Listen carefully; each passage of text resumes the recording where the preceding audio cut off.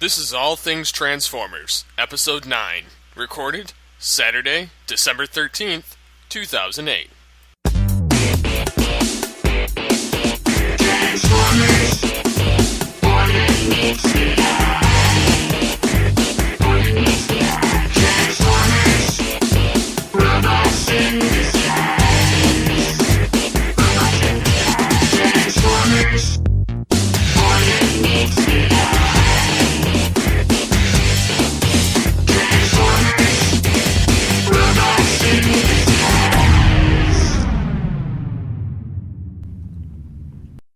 Thank you for listening to All Things Transformers. This is your host, Steve/Megatron, and joining me this week is... Michael Blanchard from the TFG1 podcast. And anyways, Master Galvatron will not be here this week, because he's not online. Anyways, I guess we'd better get to the news before I make this another episode of Trainwrecks. Yeah, pretty much. Because I did last week pretty bad. It wasn't as bad. Well, I was running on 4 hours sleep, so... That's the whole reason, I know we're not to the interview yet, but that's the whole reason why I started my podcast, was because I slept too much just out of boredom. So, running on 4 hours sleep, it ain't no big deal. No, not entirely. Anyways, for the first bit of Transformers news... Simon Furman, November Transformers question and answer on the Revelations and the expansion, as well as the 13, is online. He lists on the wow, that was funny. IDW publishing boards, with the remaining 5 covered on his blog. Tells plot lines and the follow-up to the Revelations expansion and various other fates of characters, and his Maximum Dinobots, which is something that he always likes writing about, or the Dinobots, as well as the 13, which are supposed to be the 13 core Transformers that started it all. I'm looking forward to that 13, though. Yeah, I'm assuming this is comic book stuff, because I don't get into... The only comic book I have read since I was 14 was the comic book that came with my BotCon set, which I paid way too much for on eBay. Yeah, I used to collect the Marvel comics until I hit a point where I was jobless and needed money, so I had to sell them, unfortunately. Yeah, I may be getting to that point. All this money I've spent on all these Transformers toys over the last year and a half, I may have to end up selling them because I'm going to end up jobless and homeless by February. Yeah, damn economy. But, so I ended up collecting the Dreamwave comics, which I liked very much, and it was unfortunate what happened to them in the end, but I did like their... plot lines and everything, so I collected every Dreamwave line except for the Armada. And then IDW, I never really got into the IDW series, but I did purchase the first issue of many of the series, and got the Stormbringer and the Beast Wars ones, which are what stuck out to me. Yeah, like I said, other than the BotCon one, the only one I can remember actually reading was back when I was in middle school. I went to the library and they had a Transformers comic that actually had Wheelie on the cover of it, and it was Wheelie's origin story of how his parents were originally got stranded on Quintessa, and how the Quintessons had killed them or whatever. I don't remember what issue number, I don't remember what publishing company, but that between then and now is the only 2 Transformers comics I have ever read. Wow. I just haven't... I never really got into it, and with Marvel and stuff like that, I would read an Amazing Spider-Man every now and then, but I was more, in the 90s, I was more into, the X-Men cartoon and the Spider-Man cartoon and Iron Man and all that stuff, and I really had nothing... The only comics that I actually still have, other than the Transformers one from BotCon, that I wanted to collect was the DC vs. Marvel 4-issue thing that they did back in the 90s. which I think went along. It kind of went along with the Spider-Man animated series Secret Wars storyline. I think, I don't know, but yeah, that's pretty much it for me in comics. Yeah, I used to be a big collector on comics, but then I didn't have time for comics anymore, and even less time for buying the toys because I didn't have any money and didn't have time to actually go and mess with them. So now I pay for DVDs and stuff for my site. Yeah, DVDs don't even get me started. I just put 3 orders in for most of it was for Christmas stuff for my mom. She got a dog. I know this is way off topic, but she had wanted a dog last Christmas because she was lonely. I just moved her down here from Massachusetts, here in Kentucky, and the dog's name is Snow White. This dog is pure white. It's a border collie lab mix. I mean, this dog, if you're in a snowstorm, you would not be able to find this dog unless you saw the dog's nose. Wow. Well, my mom is into all this Snow White stuff, so I found the now out of print 2-disc platinum edition of Snow White and the Seven Dwarfs Disney movie on Amazon, which I paid way too much money for, but that's a whole other can of worms. That's a given for Disney movies that are out of print. Oh yeah, well, like I said, DVDs and stuff, I just spent over, I think, $300 and something at ColumbiaHouse.com for TV sets that I have been wanting. So, and the great thing about the Columbia House Club is they let you bill it, so you don't have to pay for it right away. so that's the best part. So right now, between my last order, which was last month, and this order now, I owe them like $500 and something. Nice. Yeah, it's crazy. It's just crazy. I have 2 shelves filled with DVDs. The top of one of my shelves has about 3 giant sets. I have the big set of the 007 movies, all 21 movies. I have the Batman 89 anthology set, and I have the Batman animated series complete set, and that is almost touching my ceiling. Nice. Yeah, I have a lot of DVDs. I don't have as many as Birdman though. Birdman, Mike the Birdman Dodd, he posted a thing on Twitter a couple of months ago about some of his friends helping him organize over 6,000 DVDs. And I was like, holy cow. Or not 6,000, he said 600, that's what it was, sorry. Oh. Yeah, he said like 600, and that's a lot. I don't even have that many. Yeah, I'm not going to make a comment on that because I got more than him.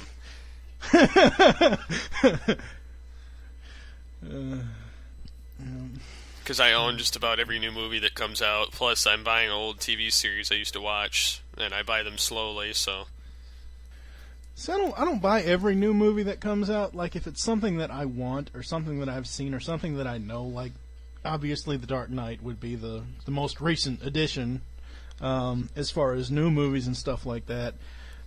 Which, by the way, I am severely disappointed in the single disc edition. It has absolutely no bonus features, and I will be going to FYE this coming Wednesday to get the Steelbox 2-disc edition.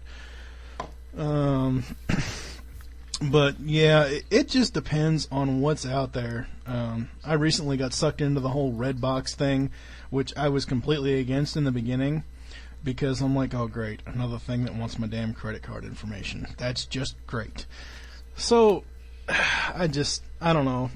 Every time I go by a Redbox and I look at the releases, I'm like, no, I don't want to see that. No, I don't want to see that. So it's a good jumping off point of what you want to buy and what you don't want to buy, because at least through Redbox they're only $1.05 or $1.06 here after tax. Yeah. Yeah. Well, my crazy ass went out to Black Friday and I bought a Upconvert DVD player.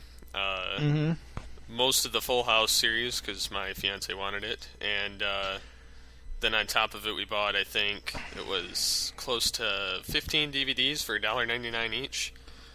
Dude, you should have talked to me before. You should have told me about the Full House set, because they have a complete series set of that. It's the entire house. It's a whole special edition packaging. I don't know what the price is. It'll probably vary from site to site or store to store you go to, but it's of the actual house that is the show, and the DVDs are stored inside of it. You could have got the whole series all at once for one giant price.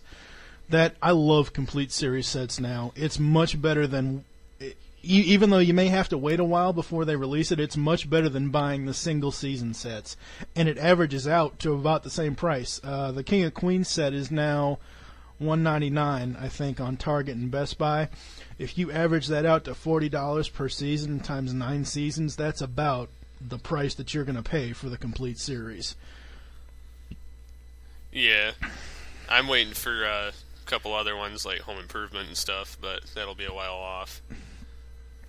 But I think they just not re-released. I think they just released the last season of that this month. Yeah, I was going to say it was sometime this month. I don't remember exactly when. Of course, I get all my info from TVShowsOnDVD.com. I love that website. Ever since I found that place, that's where I look for all my releases, for the info anyway. Yeah, I go to comingsoon.net. Yeah, I heard Birdman talking about that, and I went there just to see about like coming soon as far as theaters and stuff like that. I got to tell you, movies other than like my two for this summer that I wanted to go see in theaters was Iron Man and The Dark Knight. Yep. I have not gone to see anything else other than those two movies. It's just, I don't know, they're just churning out really, really bad movies lately. Of course, supposedly Hollywood's going on strike. What else is new? That was last year, too. Yeah, ain't that the truth. The only other ones I pretty much go and see are the Adam Sandler flicks. Adam's Family flicks? No, Adam Sandler. Oh, Adam Sandler. Yeah. I was going to say big Adam difference Sandler. there. They only made 2 of those. But, yeah, next year my movie picks that I want to see are the new Transformer movie, G.I. Joe, and Star Trek. Yeah, I would say mine would be Transformers 2 and probably Wolverine, X-Men Origins Wolverine. Yeah, that'll be awesome, too. I'm not really into the whole Star Trek thing. I've seen a lot of the different TV shows. I've seen several of the different movies. I think my favorite movie out of all of them would be First Contact. Well, see, the funny thing is they had to go back to the original crew because that's the only one that actually made the money. Yeah, I can imagine that. But anyways, yeah, we kind of flew way off on a tangent there. Yeah, there's going to be a lot of editing for that segment there. No, well, I'll just leave it in there. Something fun to listen to later. Yeah, ain't that the truth? New images of Shadow Commander by Fans Projects. And they've surfaced from a Japanese Transformer board. And they show it fully assembled with a new head, a Sword of Fury, and various other aspects with the comic and decals and huge-ass gun. The gun includes elimination marks? What the hell does that supposed to mean? To the number of... Oh, okay, I got it. I didn't read the end of the thing, the end of the story there. Wow. I don't know about this, the Shadow Commander. I've heard so many things about City Commander and everything else, and I just, to be honest, I never really liked Magnus. I liked Magnus I never have. When I saw him in his white prime form. You mean the 80s toy? Yeah, well, not the 80s toy, but the newest, like with the Dreamwave, they had him. Basically, when his armor got destroyed, he looked just like Prime, but white. Yeah, I have a very specific toy set that I was after. When I first started spending hordes and hordes of money on eBay, I was specifically after G1 stuff. And I'll list them on my podcast, because I'm going to eventually, on mine, I'm going to do like a toy roundtable thing, or a display case, or whatever the hell you want to call it. But yeah, that was my set. I wanted to get everything that I lost when I was a kid back. So all these other toy lines, they look really cool. Some of the stuff, like I mentioned to you off the air, that I had gotten that I like the Toy Arena Series 9 Hasbro reissues, and I have that Astro Train, which he's white and black, and I like him, but other than that, I don't think I'll be picking up the Shadow Commander or the City Commander. I don't know. Yeah, I didn't actually buy any of the classics, which I feel kind of retarded for now because I want the Megatron. But I'm trying to work on that with Toy Arena right now. And but yeah, Toy Arena, they're pretty cool. I actually know the owner of it, so yeah. Probably won't get any of the Shadow Commander sets or anything. It's just another Nemesis Prime, basically. Yeah. See, I never had the Nemesis or anything else. The closest thing I have, obviously, is the Shattered Glass Optimus, which I absolutely love. I mean, it's just a new paint scheme on Nemesis, I think. I don't know. I've seen the Nemesis photos on the TFW website, but I just, in between, out of the entire bot concept, my two favorite characters are the Prime and the Rodimus, because I just love those color schemes, and the only one that is probably never going to be either transformed back into his alt mode or his robot mode is the Grimlock. I tried transforming this thing, and it is right now. I can pick it up and look at it.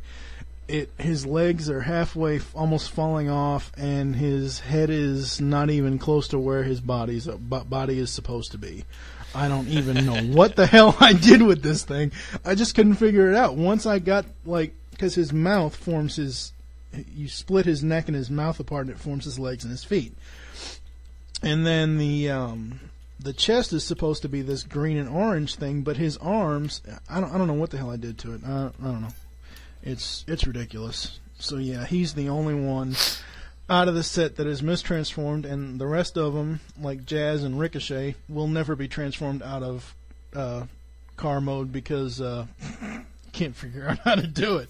I was lucky I got the sideswipe / drench thing transformed. Yeah, I haven't transformed any of mine in a long time, although I do remember how to do most of them. I don't really want to touch them because I don't want to risk having them break. Yeah, since I've had my Soundwave, I found a G1 Soundwave, and since I've had him, he is, you know how Spada always talks about waist articulation and everything else? Yeah. Well, my Soundwave, his waist articulation, his whole upper torso is face downwards. I don't know why. I've had this thing for 6 months. I've only transformed him 10 times for display purposes only. It's not like I'm sitting here, throwing him against the wall and he won't work anymore, but he just won't. There's something, I don't know whether it's his legs or what the deal is. Is it where his knees, where his legs, they just kind of bend down and droop over? No, it's the upper part. It's the waist. It's right there where. Oh, I know what you're talking about. Right where his legs split from it. Well, no, not well, kind of right where the legs split, but it's right where the tape deck buttons are. His whole waist, right there in that area. It's completely loose and it's falling down. I don't even know why I have him in robot form anymore. I should just transform him back to the stupid tape deck. I did that with mine before I got rid of it because it was just falling apart. I'm waiting for a hopefully a classics one. Yeah, I was looking on. I was looking at the Sound Blaster version because I had heard Jesse and them talking about that on TFY, or the I don't know what it is, the updated version of what he's supposed to be. And I was looking at it, I was like, nah, I don't think so. I'll stick with the regular G1 version. Yeah, at least that looks normal. Ain't that the truth? That dark coloring on that Sound Blaster is ridiculous. Yeah, I'm not a big fan of those particular figures anyway. Yeah. I'm pretty much a G1 and Beast Machines fan. Especially with the toys. Well, the only Beast toy that I have is Deluxe Cheetor, Transmetal 2 Cheetor, and he is still in the package, and he will not be coming out of the package because I read the instructions, and yeah, it would be another Grimlock episode. I guarantee it. He would end up being half transformed. So yeah, I'm not even opening that. I can put up a little thumbtack on the wall and just hang him up. Yep, that's what I do with mine pretty much anymore. Yep.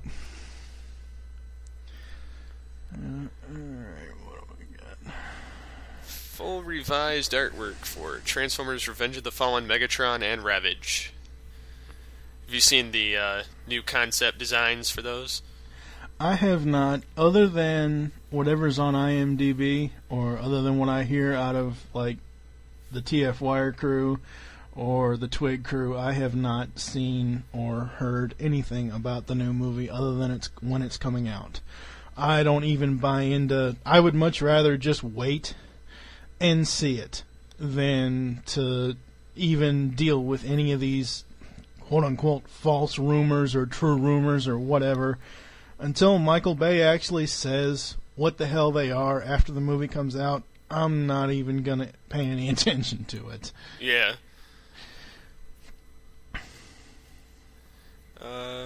Looks like I got this jumbled in my notes, but have you seen the new color images of the Transformer animated Wheeljack and Perceptor, as well as the Hotshot?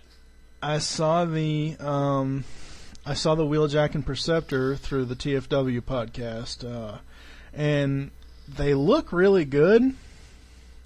I only remember having one friend that had the original G1 Perceptor mold, and it was alright. And I had my problem with the G1 line. They are small as hell. Yep. I mean, it's like Micromasters meets Transformers. What the hell? I mean, as far as the new ones, the Wheeljack and everything else, I don't know if there's going to be in the picture I saw on the TFW podcast. It looked like his light up ears or whatever the hell they are that shows him talking. It looks like they're going to light up, so maybe he'll have electronics, which I've never really gotten into the whole electronics thing. I had the original G1 off model Galvatron, the gray and purple one. Yeah. And I sold it on eBay, and I bought it on eBay and I sold it on eBay because I had found, I think it was through Toy Arena actually. It was through Toy Arena. I found the movie mold, the Japanese one, the purple. Oh crap! I can't even see him. I don't even have my lights on. He's next to Blaster. It's the one that comes with the Matrix necklace. He's got red on his knees, and I'm sure his electronics work. I don't know. I've never even looked for the battery compartment to even try it out. Yeah, I don't really care for most of the original G1 figures, but it looks like the new Wheeljack looks pretty close to his original. Perceptor looks pretty close, except for his kind of goofy, nerdy-looking head. Well, Perceptor is a nerd, Yeah, but they didn't have to make him look that bad. I mean, look at the new Wreckers comics. They made him look all beefy and tough, and now look at this, and yeah, it doesn't look like he could hurt a fly. Yeah, I'm not really sure. I may end up getting the animated season sets on DVD. I don't know yet. I tried watching the cartoon, but half the time I never would remember to watch it at 10:30 in the morning on Saturdays. So I would end up trying to find it on YouTube, and I liked it. It's an alright cartoon, but it's no G1, and it's no Beast. It's no Beast series. No. I would love to see, ever since I read that BotCon comic, I would love to see somebody put together a Beast Wars type animation style cartoon with the Shattered Glass universe. That would be completely awesome. A good Beast Wars Megatron. That would be awesome. I'd have to own it. with David Kaye doing the voice. Yeah. I don't know if he could do a good Megatron. He does such a good bad Megatron, if that makes any sense. Yeah. Well, it's like I don't know how a good G1 first... Megatron would sound, so... Yeah, I don't think Mr. Welker could pull it off. It's funny. I actually didn't know that he was the one that did the Galvatron voice after the movie until I looked it up at one point. And I looked it up and I'm like, oh, okay. And I actually because I watch, and most everybody I've heard podcasts from completely does not like the Rebirth series, the 3-part ender to the 84 cartoon, or the 80s cartoon. I love it. I love it. I think it's the best thing that they ever did. At least they're giving the Autobots a fresh start, even though they're still in the back of them.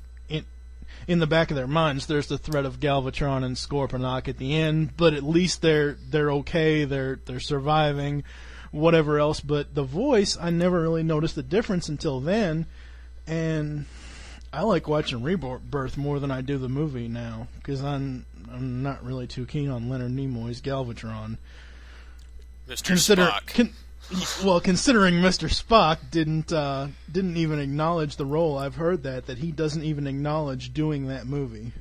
IMDb does. Well, yeah, I know IMDb does, but yeah, it's just ridiculous. I don't know where I heard it or read it. It's probably on one of the various Transformers podcasts. Somebody said that he does not acknowledge that role, having done that at all. Yeah, that's very, very sad. Yeah, I've heard that too. I've also heard Welker didn't really care for the post-movie Galvatron either. He liked doing the Megatron voice. Right. I did hear that, but the difference between the two, at least Welker acknowledged that he did the voice. What I've heard about Nimoy is he completely does not acknowledge having anything to do with that project. And that's just ridiculous. You can dislike it. You can not like the way you perform, but don't just completely this is not the CIA. Don't completely disavow something that is in your filmography. If it's listed somewhere on the internet, you did it, damn it.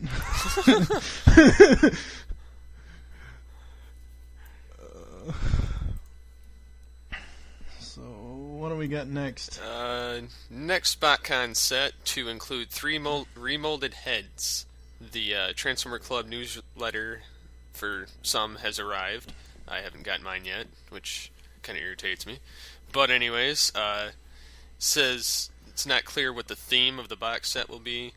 It will be a Universe Classics theme or a Transformers Animated or possibly something new.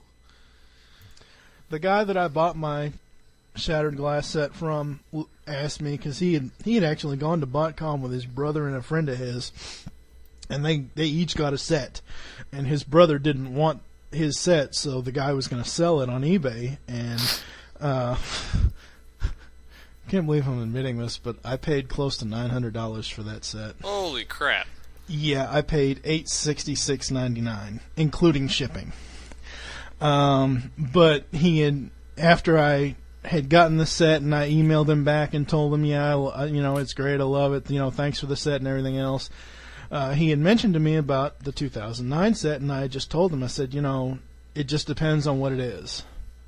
Because I have looked through the BotCon archives, and I don't want any of the older sets. Nope. I wish that they would have just continued Shattered Glass. And I got a question. Is there... Because according to my Shattered Glass comic, it is the 3rd issue. Is there an ongoing Shattered Glass series outside of BotCon, or was that... Okay, there is. Okay. It's in the Transformer Club comic. It's kind of mixed in there with the what the hell is it called?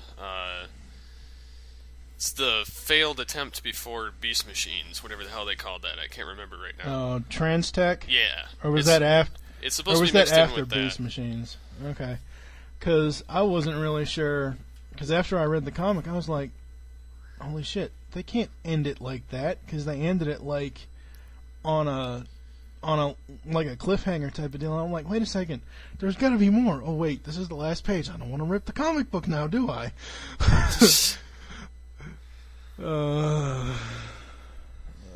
Speaking of comics, IDW is going to offer a Transformers Animated / G.I. Joe comic as free Comic Book Day 2009 offering. on May 2nd. So, yeah, it'll be 11-page stories of both, and the Transformer animated one will feature young Optimus Prime at Autobot Academy. And, yeah, I don't know. I'll pick up the free comic, but I'm not going to buy any more comics. I mean, I don't really... Well, like I said before, I have been so out of, like, comic knowledge and for so long, but, you know, picking up free stuff, there's nothing wrong with that. But I don't understand why they did not, in the animated series, in that episode, Autobot Camp, why they did not put him in there. Almost every Autobot that we see, generally in the animated series, other than Prowl, like Bulkhead and Bumblebee, were in the Autobot Camp episode. I don't understand why they wouldn't have put Prime in there at some point. Because he was in Command Camp with Sentinel. Oh, that's right. Okay. Well, see, I didn't realize that because we never actually see Optimus. We just see that jackass Sentinel. Yeah, I'm not too... I don't like him. No, I don't like him either. I don't know who does his voice. I'd have to look it up, but that has got to be the... I think it's... I don't know. Let me look it up. I'm not really sure who does it, but I think it's somebody that I've heard before. I'm sure we've heard them all before. Well, no, but I mean, it's like, okay, like, with the brain interview that Twig just did, there's some voices that Maurice did that I didn't even know that he had done until I listened to the interview. Sentinel is voiced by Townsend Coleman. I have all the voice actors listed on my site, so... Yeah. Of course, my damn computer is way too slow. Tom Kenny and Corey Burton and David Kay seem to be doing a crapload of voices for the series, though. As well as Tara Strong. I gotta tell you, between Welker and Burton, they could be Megatron forever. Other than Kay in this specific Beast series. As far as just like a general overall non-Beast Megatron between the two of them, they can do it as long as they want to in my book. Corey Burton does and has done a lot of voices. He's had a stellar voice career. Yeah, a lot of them have that have been involved with the original G1 because they've all been passed on through various series. And most of them all get to stay together through various series. Yeah, that's like, and this would be something that's off topic, that's like the DC animated universe with Batman, Superman, Justice League, and all that.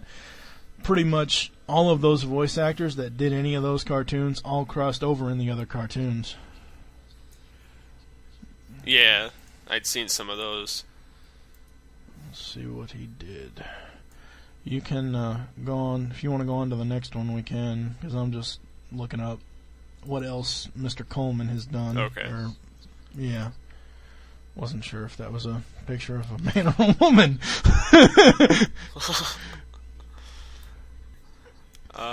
Audio interview with Transformers animated story editor Marty Eisenberg is online at Art and Story. It's CVC or cvcomics.com/art and story. But they posted an interview on there with him discussing various writing aspects of the Transformers animated. And most of the interviews featuring Transformers. I actually have not seen this yet, but I'll probably check it out after the show. I haven't really.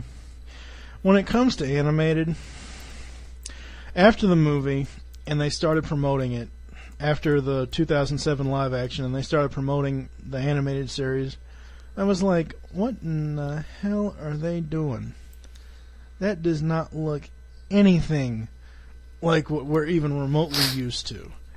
And something that really steams me is the whole Optimus Prime face where I guess you could call it a visor or some sort of mask, where it doesn't show his mouth, and it keeps opening and close. That makes me so mad. That is not Optimus Prime.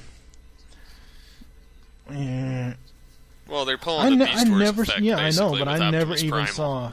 I don't think at all in the entire Beast Wars series him have the regular G1 Prime head, or not the head, but the face itself. Yeah. No, he never looked exactly like Prime, but he did have the faceplate that covered his mouth. Okay. When he went into battle mode. I know where I remember Mr. Coleman from. That's why that's why I can't stand Sentinel's voice. He was the Tick. You know, that's actually pretty funny because Sentinel looks just like the Tick. Well, in robot form. mode anyway, yeah. Yeah. Wow. I knew there was a reason why he looked and sounded familiar. Wow. And I always thought of the Tick, but I didn't think it was the same voice. 80s to 90s, I was going to say Transformers. Michelangelo is not a Transformer. No, the Ninja Turtles, the cartoon. Live action movie? He did the voice of Michelangelo. Oh, dang. Yeah, he's got a lot of stuff on him. And it's stuff that you wouldn't even think that... Holy crap, he was Waldo in the Where's Waldo cartoon.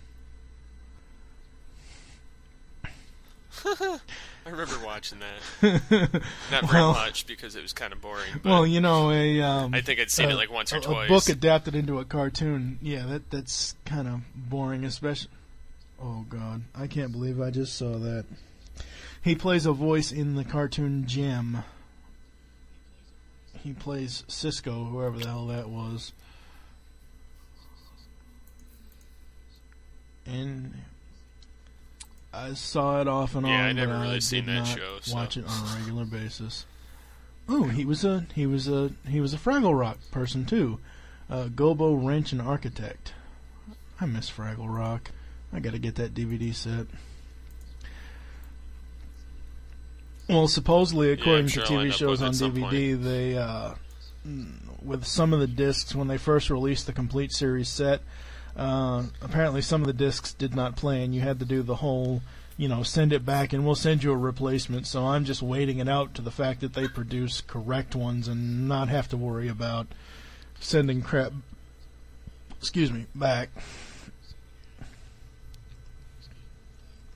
Yeah. New images of Master Priest's MP08 Grimlock Dino Mode have surfaced at amyamy.com, and it shows him in his T-Rex mode with various angles as well as his robot mode in full color, and it's due out in March of 2009. I like the Dinobots in both animated and G1, the cartoons, but I never really liked the toys. I mean, I had a G1 Grimlock a long time ago, but I never really liked them. So, my brother had the original G1 Grimlock toy, and I never really cared for it at all. But this new one looks pretty badass for the MP08. Yeah. For a Grimlock, there's only so much you can do with Grimlock. You can't really do like what they're gonna eventually try to do with Megatron in the new movie, like change his alt mode. You really can't do anything with Grimlock other than make him a T-Rex, because that's what he is.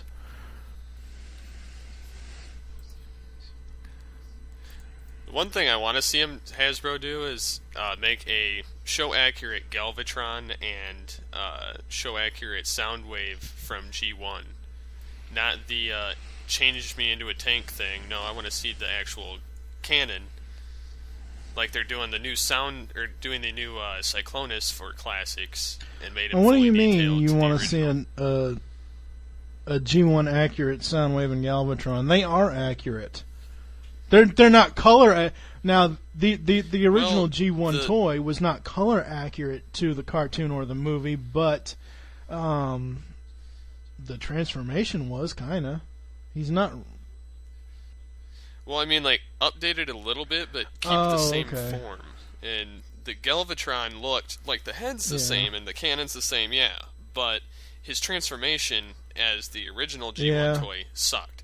Yeah, the transformation on the I think I have the box. It's sitting somewhere where I cannot reach it. I'd have to look at it again. Of course, it's written in freaking Japanese and I can't read it. But the reissue that I got from Toy Arena, the movie accurate colors and face.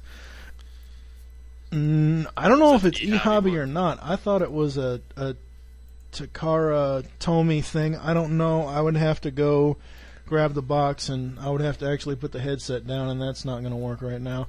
But I'm kind of looking at this thing, and I don't know if I doubt this is going to let me reach all the way over here. Nope.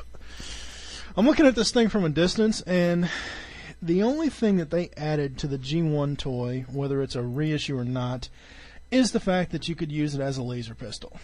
That was the only difference as far as I could tell. Now, Soundwave, I think I can use him. I didn't put him too far away. Soundwave is pretty much G1 accurate, I think. He's got the same gun as he had in the animated series. He's got the same head. Of course, his little radar thing won't stay in the hole here. Damn it. The door. That's the problem I had. I got several different cassettes to go along with him, and none of them fit inside his tape deck. Only Buzzsaw and Laserbeak fit inside the deck. I don't know why. But, I mean, Soundwave is pretty much the same thing as his G1 animated version is. The only real difference to him, actually he and Blaster have the same problem, the G1 Blaster. They have, at the arms, they have rods, so the arms can go back and in his tape deck alt mode. There's like wires that, not wires, but like rods, like I said, that show up. I'm actually transforming this thing back into the tape deck because I'm sick of having his look like he's bending over to reach for something. But it's pretty much it's pretty much the same thing as you see in the G1 cartoon as far as the robot and the crap. I just opened the door. The robot and the tape deck mode. I mean, there really isn't anything too different. They even on the toy, they even have, once you apply the stickers, obviously they even have the record stop thing at the bottom where his waist is, and they have the volume control on the side and like a power button on the side. But that's I think in robot mode, that's for dealing with his arms. But it is pretty much G1 accurate to the cartoon. The other thing you got to remember is, though, the toys came out first, and then they created the cartoon. That is true. Yeah, Blaster's a nightmare. I don't even want to deal with Blaster. Yeah, my brother had that one, and the tape deck was broke on it, so he tore it apart, fixed it. Yeah, after I got mine, I couldn't get the tape deck open to save my life. Tried to get it open, and then finally I just pressed the button hard enough, and it popped open. Yeah, he ended up doing something like that.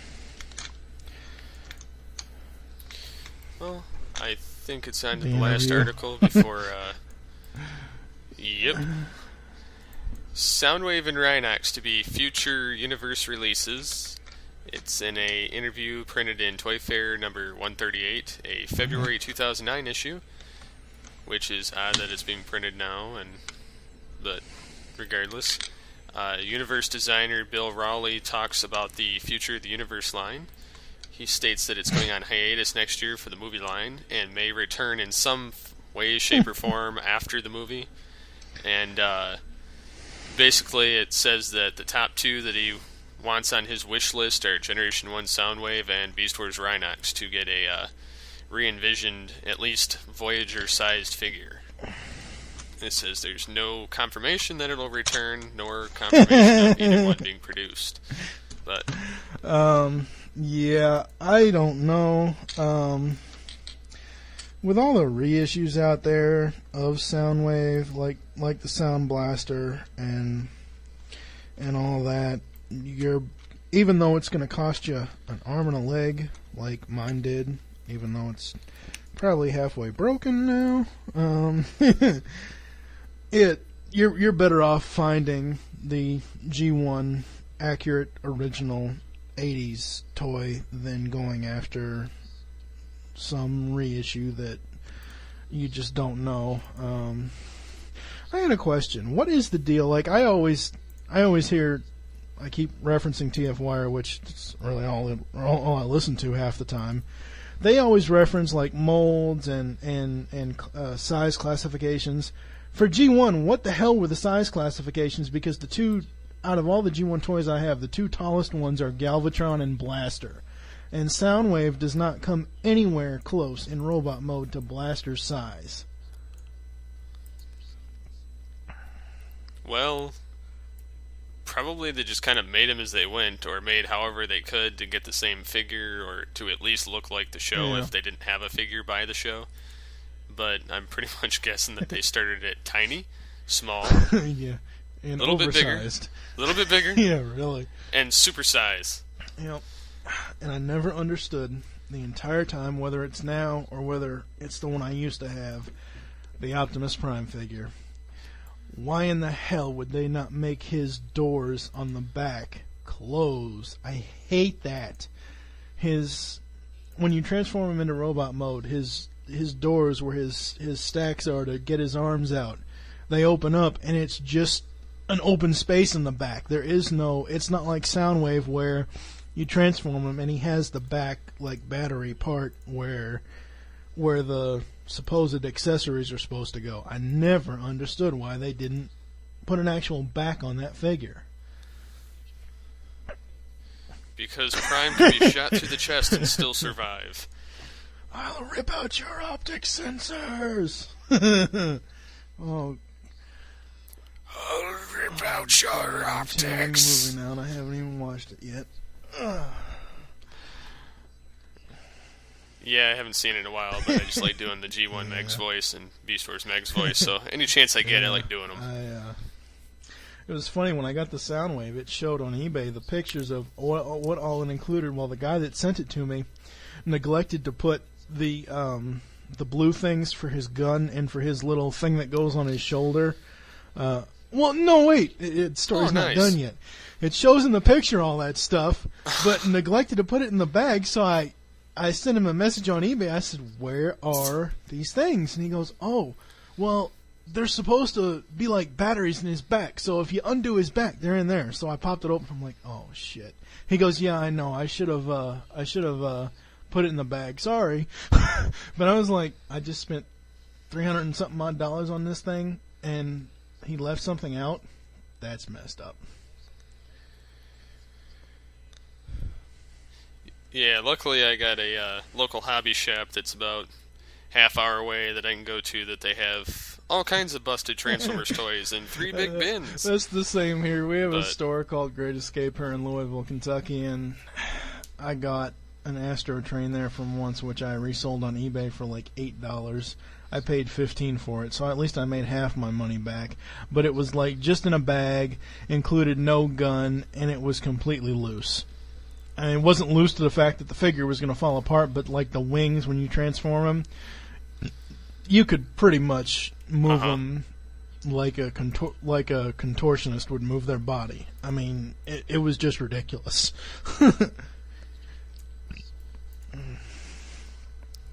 Yeah, I don't know. I never really got into the whole...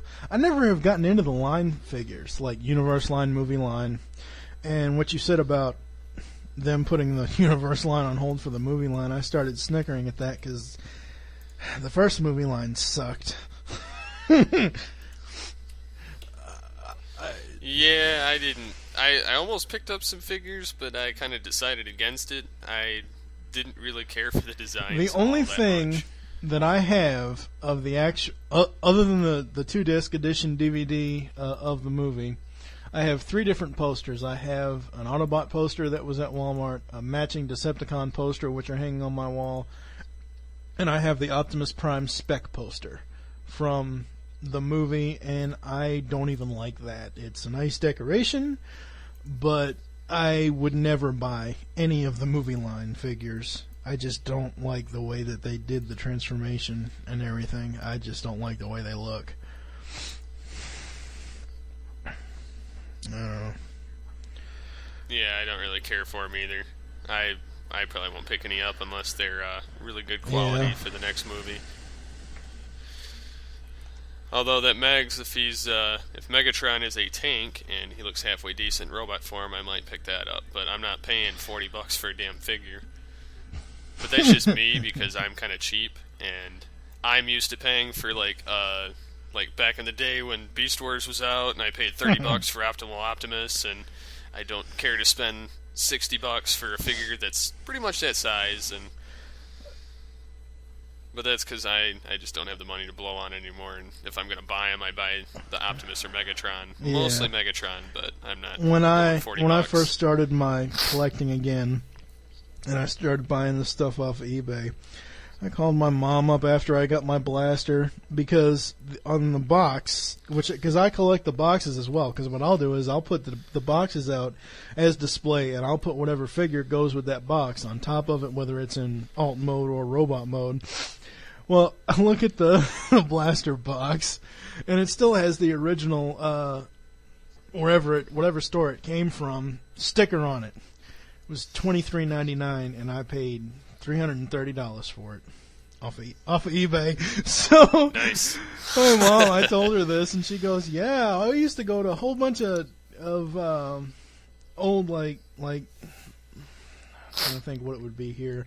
They used to go to not rummage sales. like stores like Kmart, and they had a store up at Benny's, but she said they used to go to those type stores all the time, and they would get brand new Transformers, the 80s line, for like $7.99, $14.99.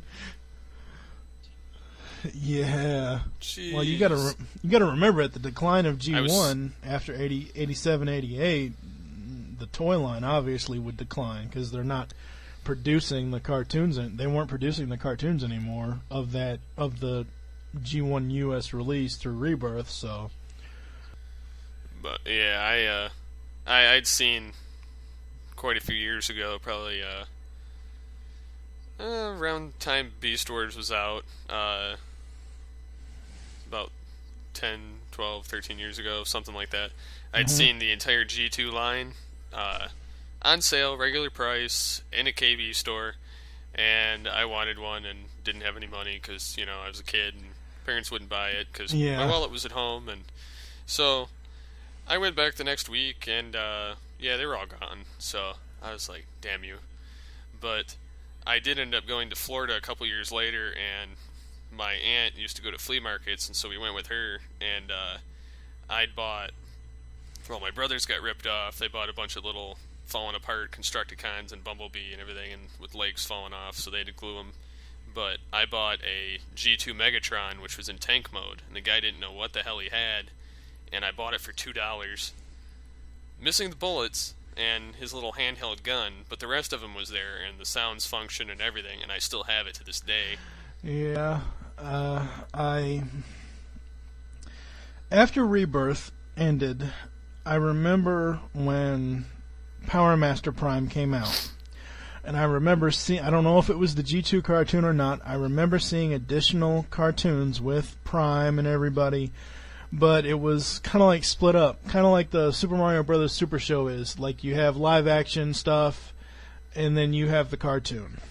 So I don't know if that was G2 or not, but after G1, I went into other cartoons, and like 97 was when I finally saw an episode of Beast Wars, and I'm like, what in the hell is this? So I started watching it, and I got to like most of it.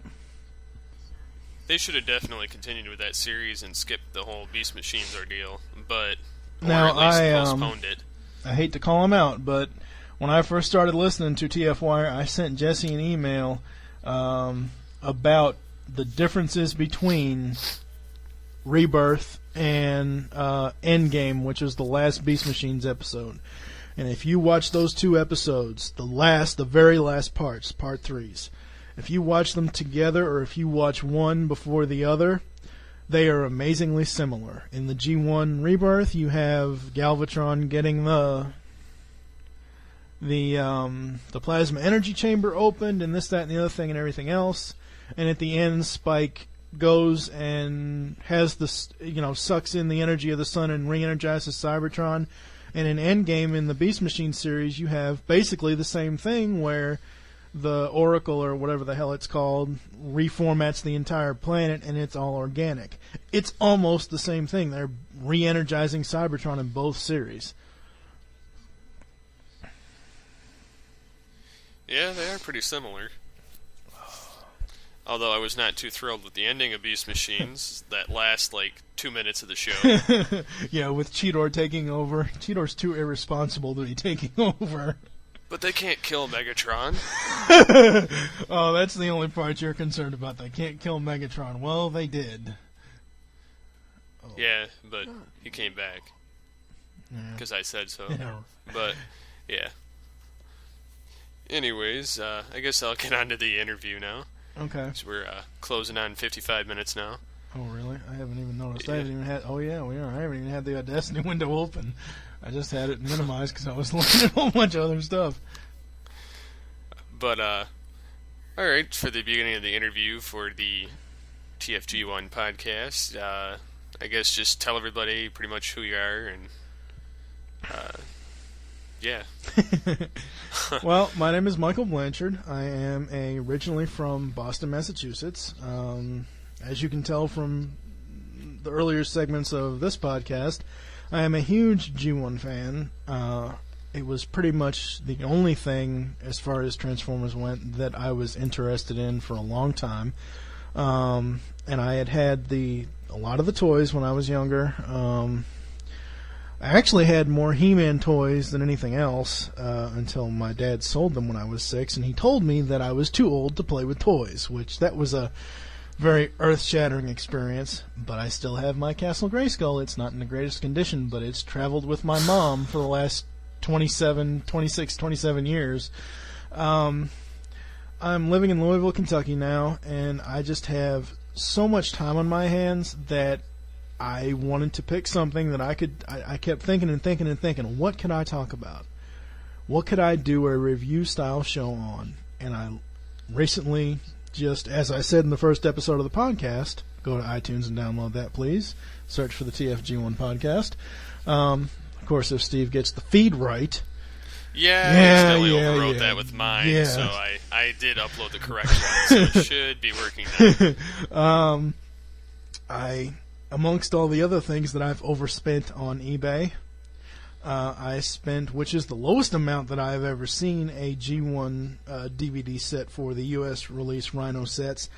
Paid like $300 and something for the 5 box sets, and like I said before, I love watching Rebirth. I love watching the '86 movie.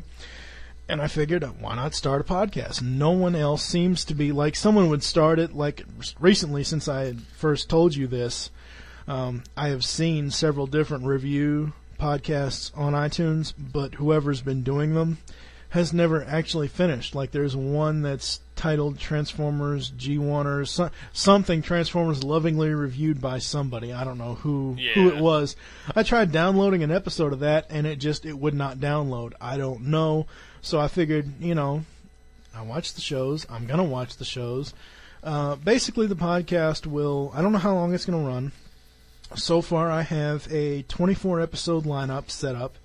I am going to be reviewing them 5 episodes per episode of the podcast, with hopefully a 86, 2007, and 2009 movie roundtables in there, which... Steve, I'd like you to be in on, and I'm going to try to get a couple of other people in on those for roundtable. Yeah, try to get Birdman.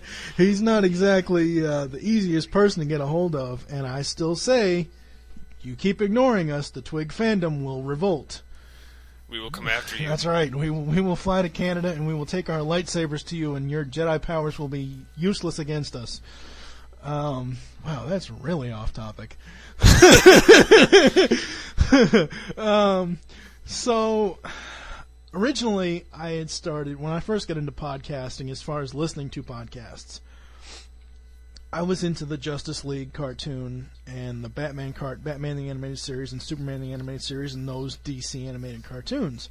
So I was looking around just seeing if there was any kind of podcast dedicated to this thing. So I found this podcast called World's Finest Podcast, and the only thing in iTunes that it said was the artist was called Project Cadmus.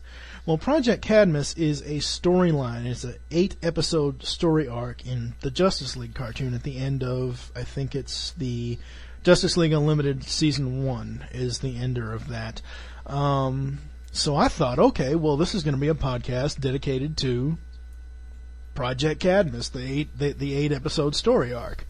Lo and behold, I download this thing, and these guys, Michael David Sims and James Doe, are reviewing every episode of the entire DC animated universe, starting out with Batman the Animated Series, Superman the Animated Series, Batman Beyond, the Zeta Project, Static Shock, Justice League, and Justice League Unlimited. So I've been listening to this, and as I said before, I have so much time on my hands, I figured I would actually do something about it. And that's where this came from. So, yeah, it's going to be a lot of hard work. I've already got, I think, through episode 5, I've got the scripts written up. So, yeah, that's pretty much where it all started. Other than that, I mean, I would love to get... I've been dying and trying to find somebody that can get Peter Cullen for an interview.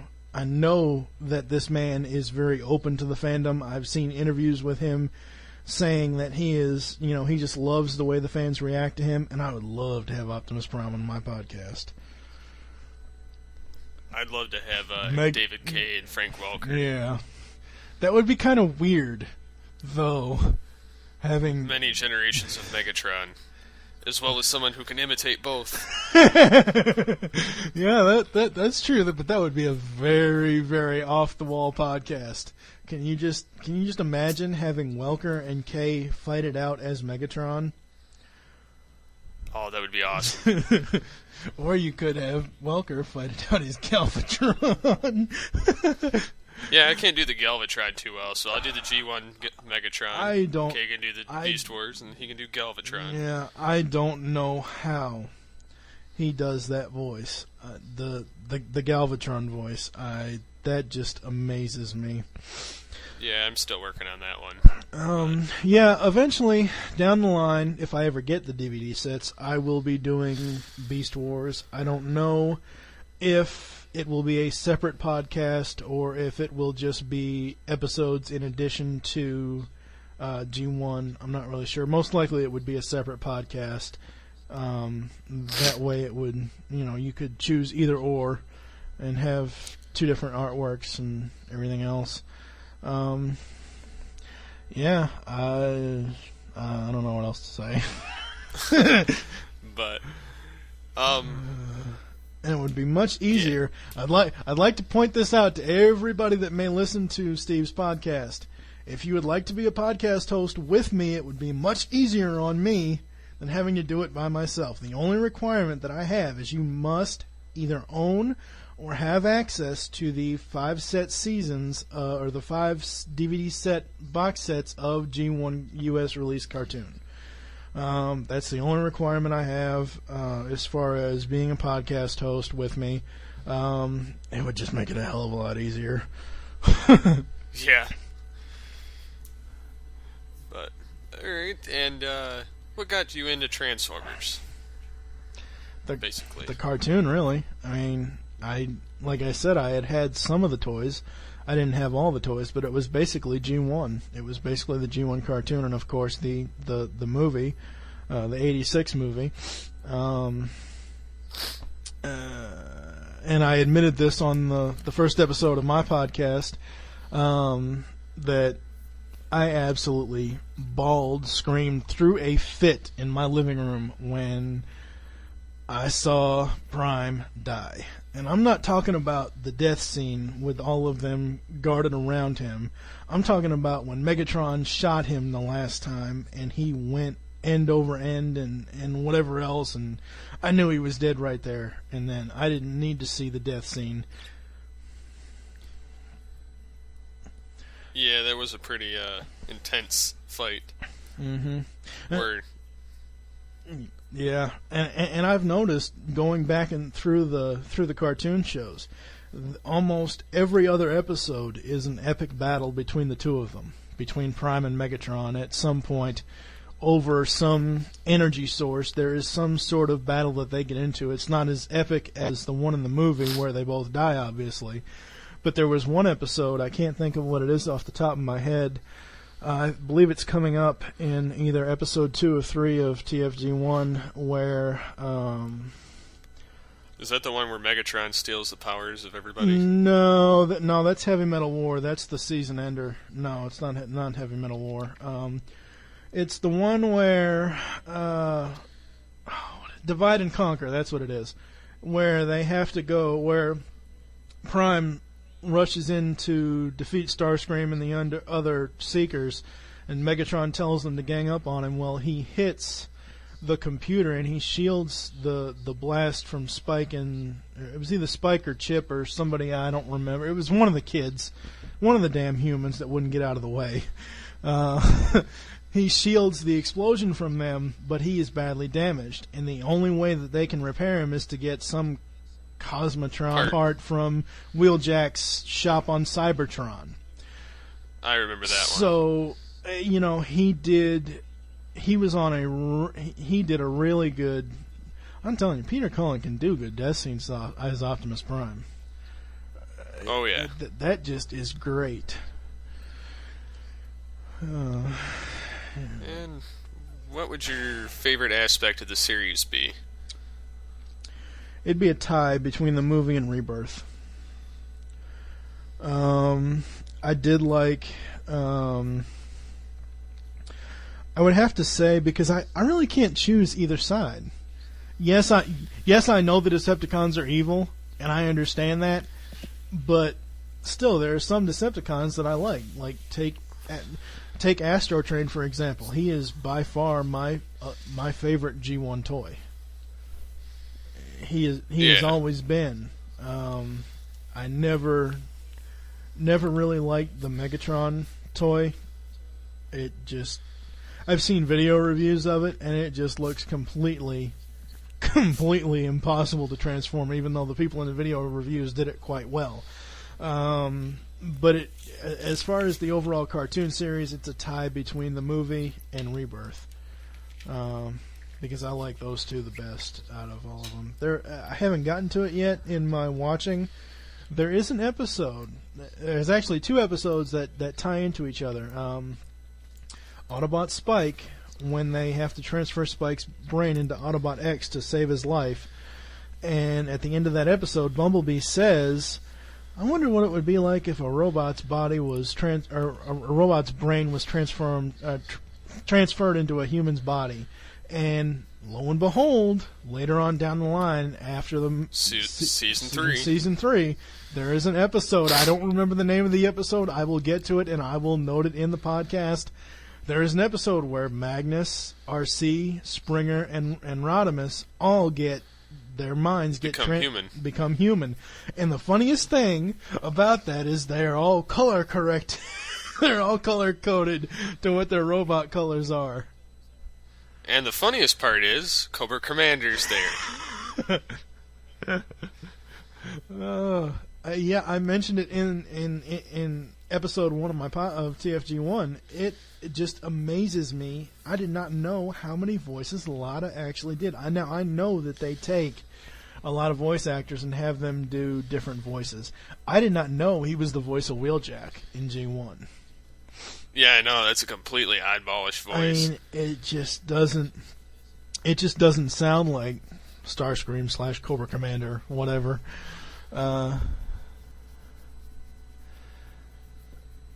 Yeah, I I don't know, but yeah, it's amazing how much that they went back and looked at and took storylines from the first couple of seasons and redid them with the new characters. Yeah, they did a lot of stuff with them, that's for sure. Mm-hmm. Voice actors have a lot of talent, especially for jumping between various series and having different voices or variations of the same voice. Mm-hmm. Cobra Commander and Starscream are pretty much the same as thing. close as... yeah. It's the same thing. Except for a bit of a lisp with Cobra Commander. Yeah. I said, I don't know if I've said it in episode 1, it might be episode 2, but at this point, I am so sick of the Megatron Starscream power struggle. Well, they just keep dragging it on series after series after series. Oh, I know and it. It's just... Come up with a new dynamic. I mean, yeah, it's great to see it, but it's not G1. No, I'm not even talking about that. I'm not talking about the fact. I'm talking about in G1. Yeah, that's true. They did it way too much. Throughout the entire first season, every other episode, they had a power struggle. Just like Prime had to die in almost every episode. Yeah, that's true. I think they were... They're practicing. They should have just made the movie first and then done the cartoon. Well, what's funny about that is the movie was written within the first season. Yeah, before season 2 even came out, and Scramble City was supposed to be a filler between them, which they never finished, and it was also a Japan only series. Man, I can't say that word. But yeah, they. I was a part of the fan dub project that redid Scramble City episode 1. Yeah. And basically it helps bridge it, and they took parts from the movie and some CG and mixed it together and created the bridge between season 2 and the movie. See, I wish they would have done that over here and not just over in Japan, because that would have been kind of cool. Opening up... But they never finished it. Yeah, that's true. Well, opening up with season 3, it doesn't really bridge the gap. It just starts off where the movie ended. Like, the movie ended with them all shouting at Cybertron, Cybertron's ours, and this, that, and the other thing. And then the season 3 opener opens with them doing that, and then they're going off doing something else. I don't know. I haven't even gotten to that yet. I think, where am I? I am only at... Right now, I am on the Immobilizer in season 2. Nice. So that's where I've gotten so far. But it looks like you've answered a couple of the other questions within the other questions. So, like, what made you decide to make the podcast? You've already stated that, and so what are your plans after this series? At this point, I have no clue. There were several, and I hate to keep pimping these guys out, but Michael David Sims runs a website called www.earth-2.net. It is a website dedicated to geek culture. On their forums, they talk about comic books, movies, cartoons, video games, horror, sci-fi, everything. And they were... someone had asked him what plans are for after him and James finish up World's Finest Podcast. And someone had mentioned several different topics, and he had said no to one of them, which was a Knight Rider podcast. Now, I have been a big fan of Knight Rider ever since I was little. Now, I may end up doing a Knight Rider podcast reviewing the entire 80s series, the 1990 reunion movie, 2000, and then the 2008 series, but that is like way down the line. I don't even know. I'm just focused on this right now, and that's pretty much it for me. Alrighty, and how can people contact you for feedback, comments, or suggestions for your podcast? For the podcast, I have set up an email address. It is tfg1@gmail.com, or you can find me on the TF Wire forums. My forum name is tffan1051, or if people would like to join the earth2.net forums, my handle on there is dcaufan1051.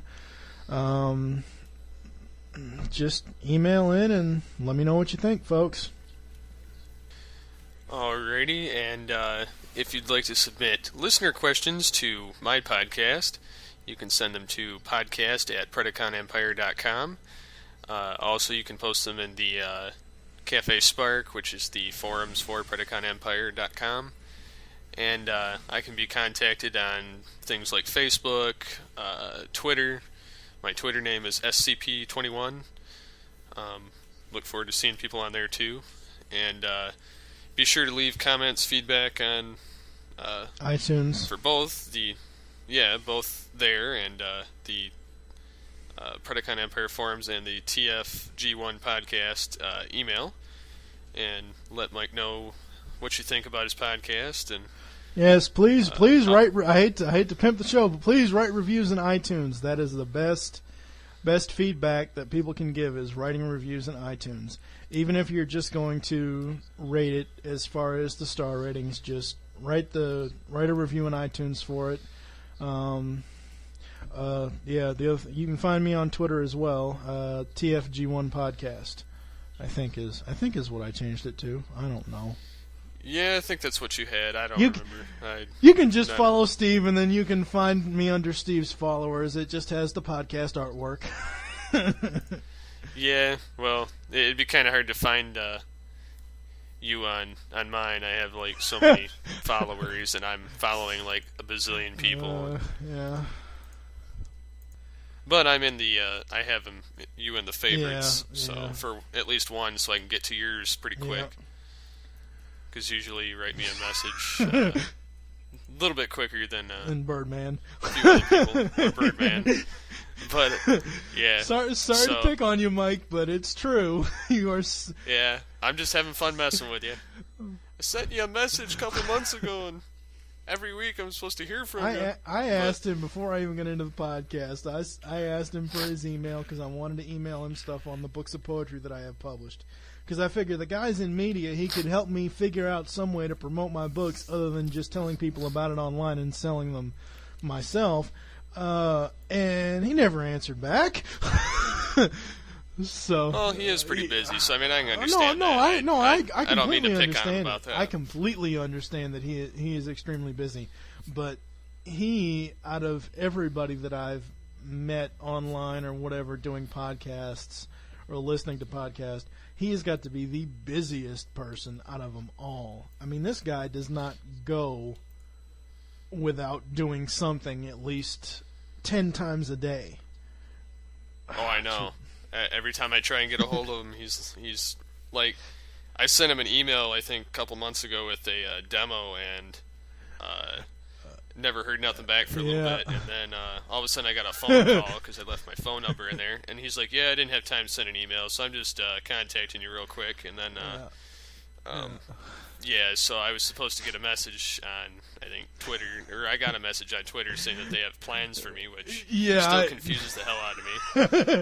When I first saw that, I'm waiting to see what that's going to be. Yeah, when I first saw that Twitter message, he's like, we talked about you in a meeting today. We have plans for you. It's like, oh crap, they're going to kidnap him and take him to Canada. Holy shit. Hell, that'd be awesome, because you're pretty close to Canada, though, aren't you? Yeah, I'm in Michigan, so I'm only about 4 hours away, so a little bit of drive time, But surprised you and Jesse haven't met yet face to face. He's in Michigan too. Yeah, but he's like 2-3 hours north of where I'm at, so. But I have talked to him on a podcast before on Play On episode 6, where we discussed Super Smash, and also in episode 93 of TF1. Yeah, I tried listening to some of those other ones that they have retired.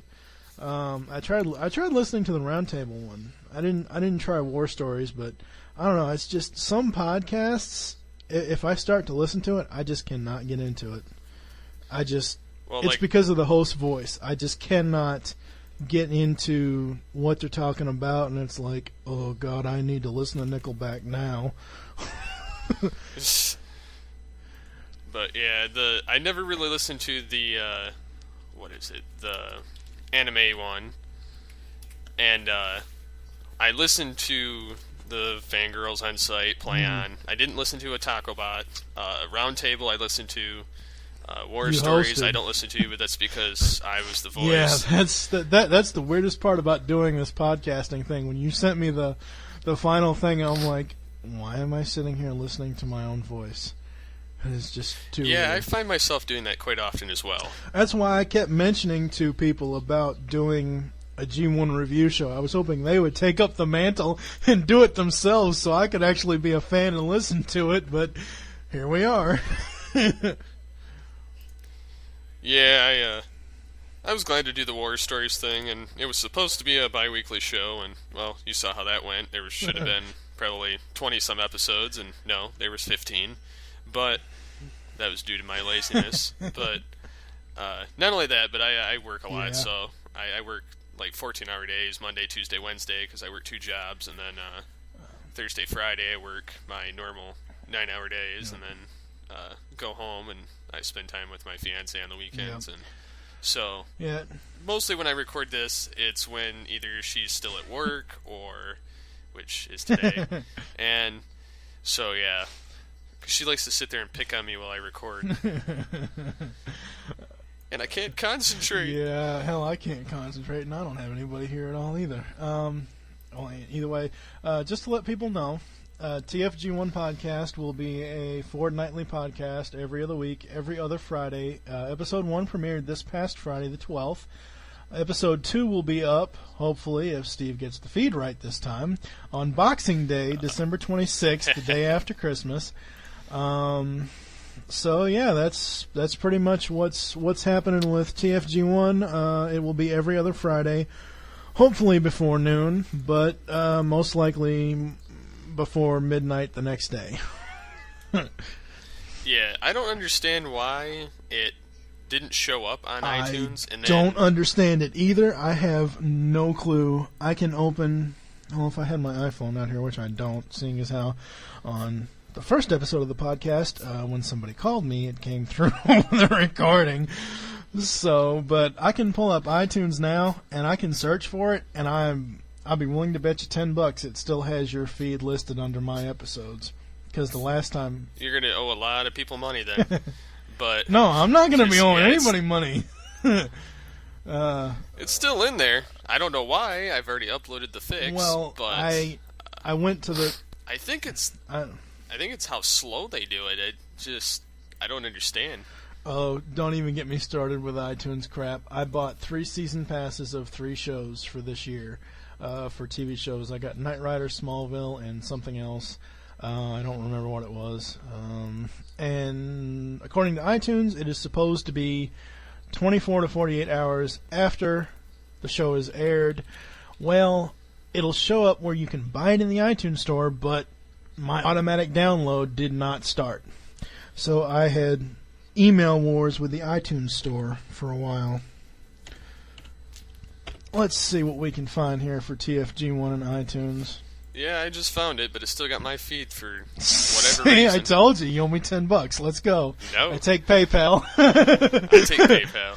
All right, but surprisingly, my feed's at the top of the top 12, which is amazing.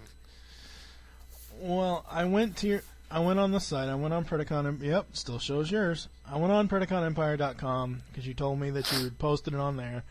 And I went and copied the feed link, and I posted it on the Earth2.net forums. I have a topic on there called the TFG1 Podcast by DCAU Fan 1051.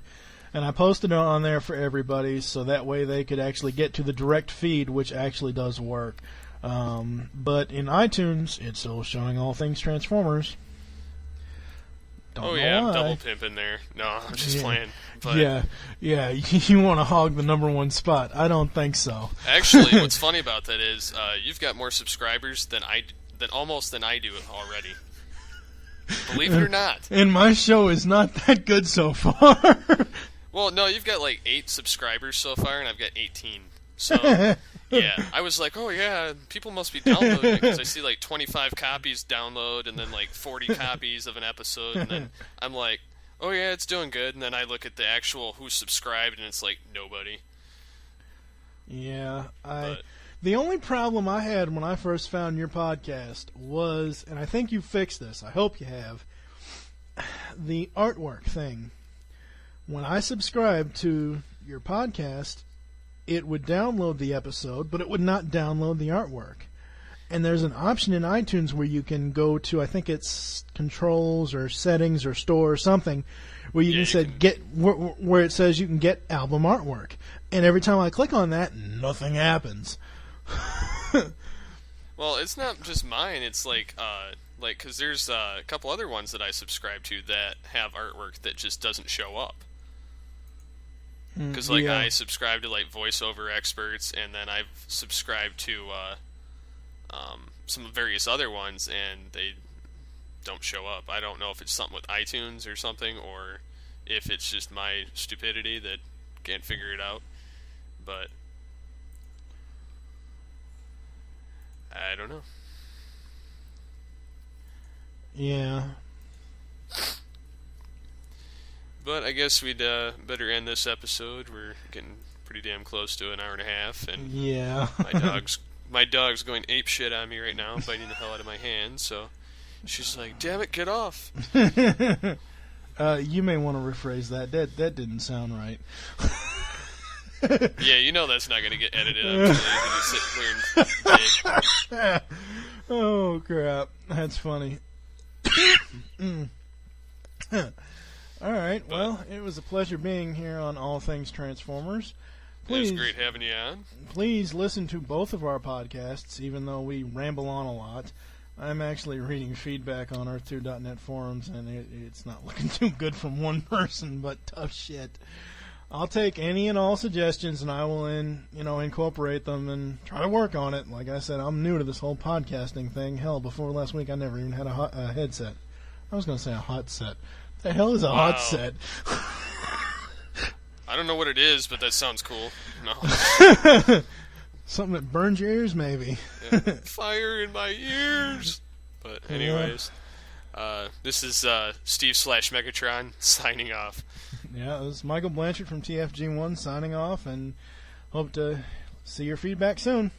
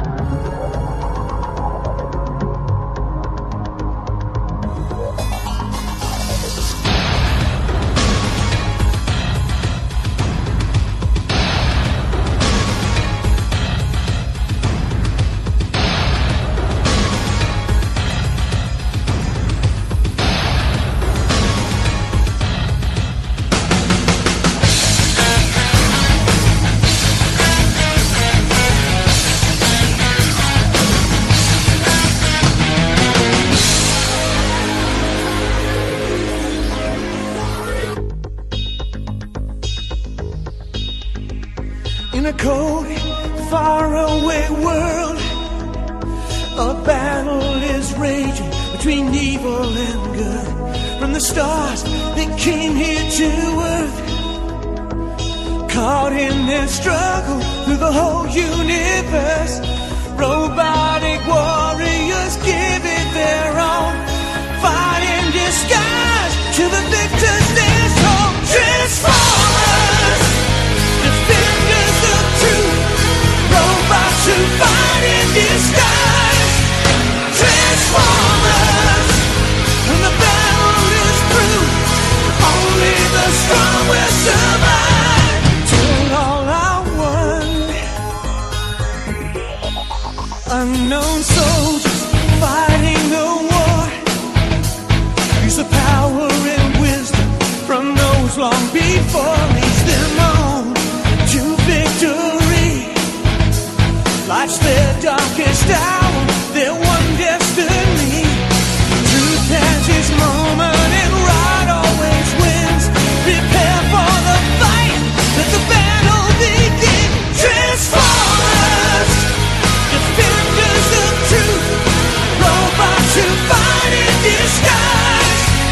Transformers, when the battle is through, only the strong will survive. Till all one. Galaxies for evil retreats till its darkest corner. With the enemy gone, they will finally live on. It's a rebel in their victory.